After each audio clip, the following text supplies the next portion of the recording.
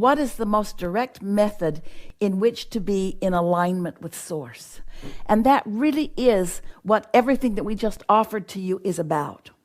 Because you've already done step 1, you've already asked, and Source has already answered step 2.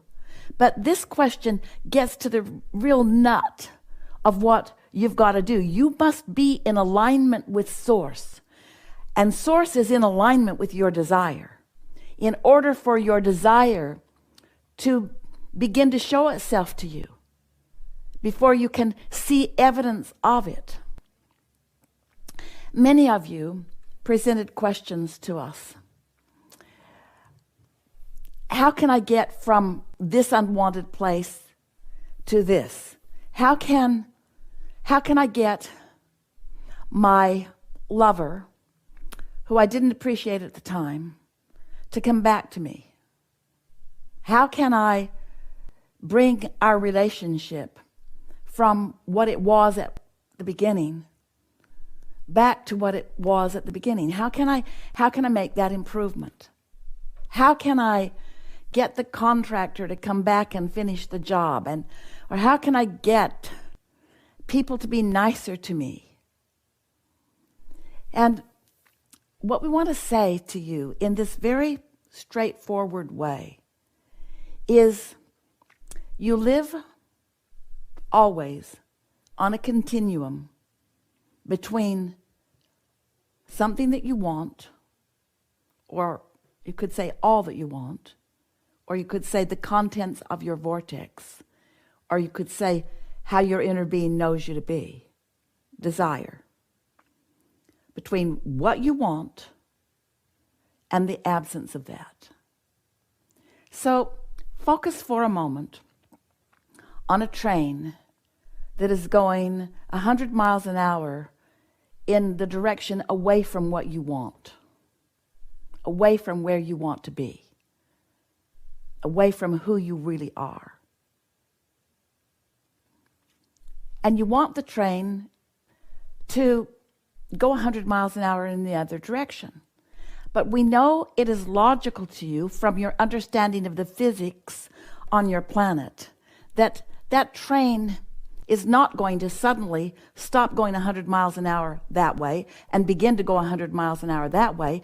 That is illogical in every way in the universe. And we know for sure that you know that. But what you may not be considering is that if you want to go that way and you're going that way, isn't the slowing of the momentum in the opposite direction actually improvement? In other words, even though you haven't begun to go the other way, isn't the slowing of the unwanted improvement? Yes, it is. You must accept that part of the journey from going so fast this way to going this way, that part of the journey is the slowing of this. That's part of the journey too. So you got to give yourself some credit, even though what you want hasn't shown up. You can't see it and hear it and smell it and taste it and touch it, yes. But the fact that you feel a little better, even though it hasn't shown up, because you're focused in a way that feels better to you. If you could cease the comparison of your world to someone else's, or your world to how it used to be, your relationship now to how your relationship was, or your financial situation now as to how it once was, or your financial situation in comparison to someone else's. If you could stop all of that kind of comparison, which is reaching too far too fast, and it's leaving you believing that you can't do it. If you could instead accept that, causing some of those thoughts that hurt so much to come less frequently is improvement. Or some of those thoughts that hurt so much to hurt a little less. In other words, when you really feel bad.